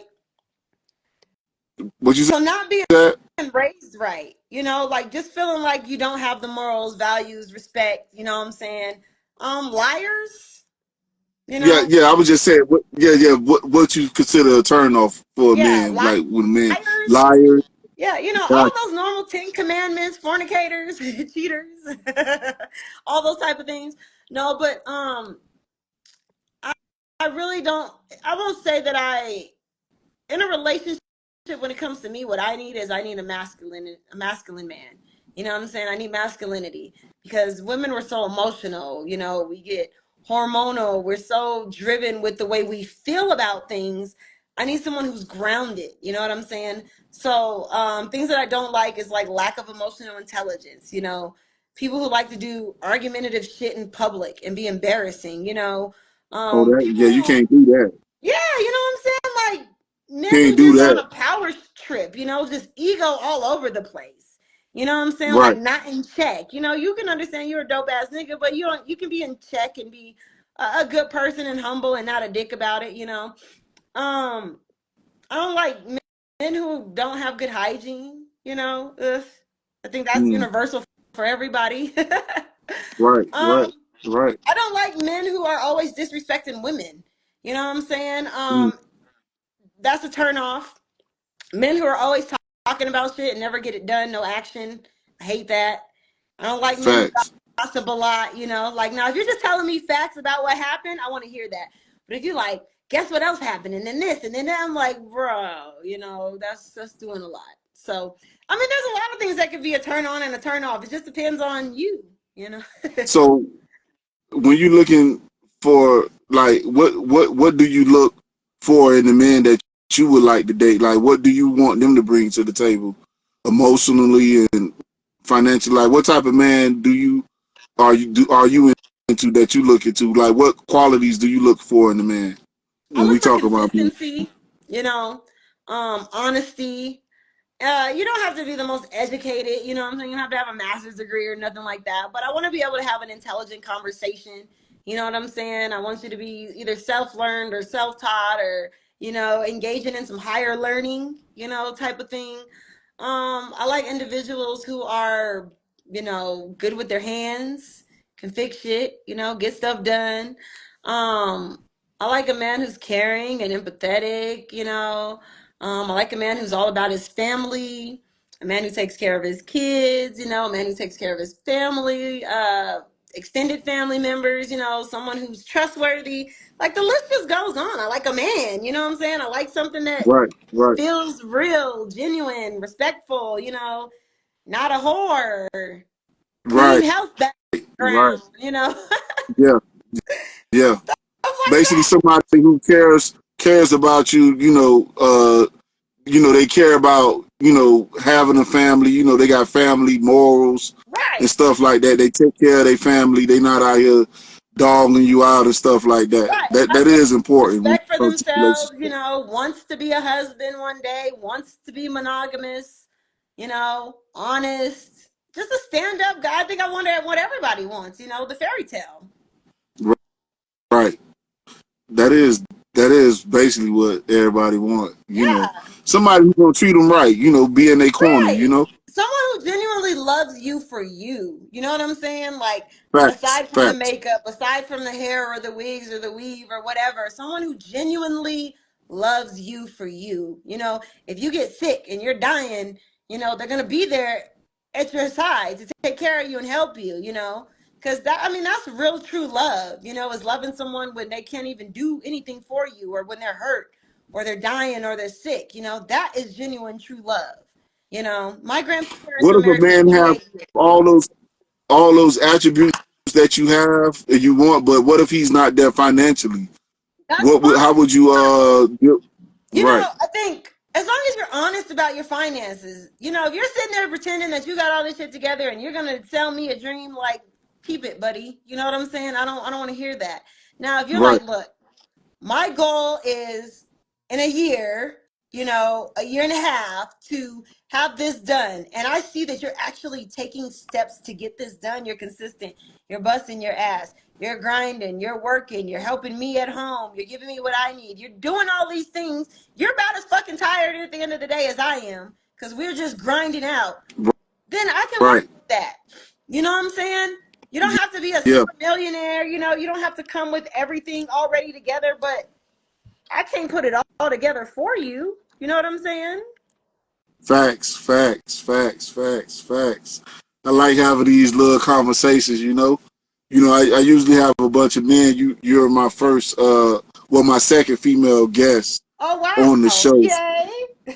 You know what I'm saying? So I just wanted to pick your brain a little bit to get your thoughts on what's going on. Especially being a female artist out here. That way people could get to know how it is, how a woman thinking and stuff like that. Yeah. You know it's This hot stuff. out here for a pimp. You know. Right, I'm just right, playing. right, Yeah, right. no, but honestly, you know, it is tough. And I'm glad that you're asking these questions because we as women, we need more spotlight shined on us about the things that are difficult in our journeys, you know, because it's more to looking pretty, having a fat ass and titties and having this image or whatever, it's hard work. Can you walk in heels? Any men who are, trannies and gay, they know the struggles of heels. That shit is painful. It's an art. It takes work. Mm. And, staying in shape. And it just, to be a female artist is so high level. You know what I'm saying? It really is. It is. It's high level. And I feel you on that, and I respect that. So, if somebody trying to find you on social media and stuff like that, like where can they find you at on social media? Like, what's your social media handles Yes. on Instagram So, and stuff like that? on Instagram, I am Sexy Kisha. Pretty much on everything, I'm Sexy Kisha, SEXI_KISHA. There is no E and no Y on the Sexy Kisha. All right. You can also find me as Keisha Baez, KISHA BAEZ on Facebook. So please follow my fan page. But I'm usually on Instagram. The easiest way to contact me is on Instagram. I'm also Sexy Kisha on TikTok. So you can find me on TikTok under Sexy Kisha. Also Sexy Kisha on every other platform, Twitter X. So you can find me as Sexy Kisha there also on all platforms. So, if someone want to do a feature with you, are you charging for features right now? Like, is there a price range? Like, I do how would have they some be able to do a feature with requirements.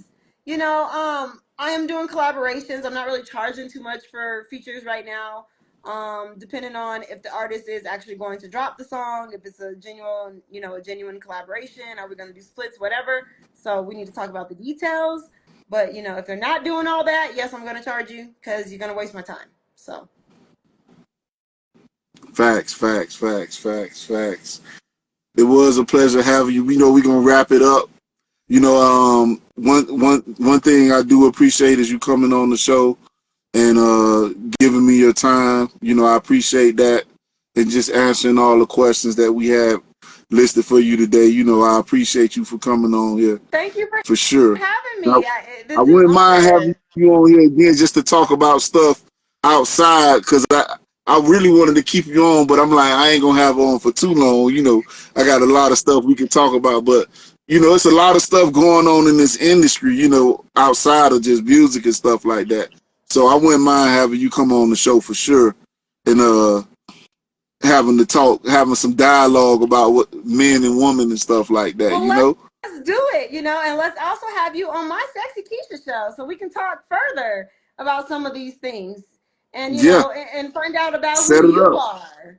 Let's set it up. Let's set it Let's up. do Let's set it up. it. Most Let's so definitely. we could do both and keep this situation going. So I'm Yeah. grateful to you. I'm humbled and thank you for having me. I appreciate you and thank you for keeping the dialogue open for us women because, I think everyone thinks a lot of just female artists are just bimbos and we don't know and we're just ass and titties and that's not true.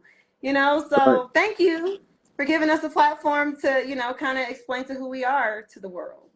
I appreciate that. And this show is sponsored by Golden Money Team Marketing. Anybody that needs marketing, holler at Golden Money Team Marketing. Their marketing services are 24/7 around the clock, nonstop. So if you need any type of marketing, online, social media marketing, make sure you holler at Golden Money Team Marketing, on Instagram. Golden Money Team So Marketing. Y'all get y'all marketing needs met. Make sure you do this, okay? Hit them up. Golden Money Team, y'all see Golden it. Money Team Marketing, y'all. I got y'all. I promise you. I'm going to get you. So let's most definitely set that up. Whatever date. When you want me to come on the podcast? Let's see. I got a couple artists on the next couple of dates here for January.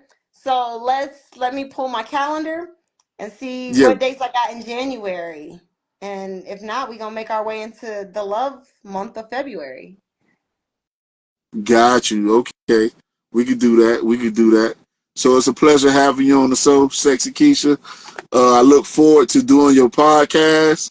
Salute. Salute.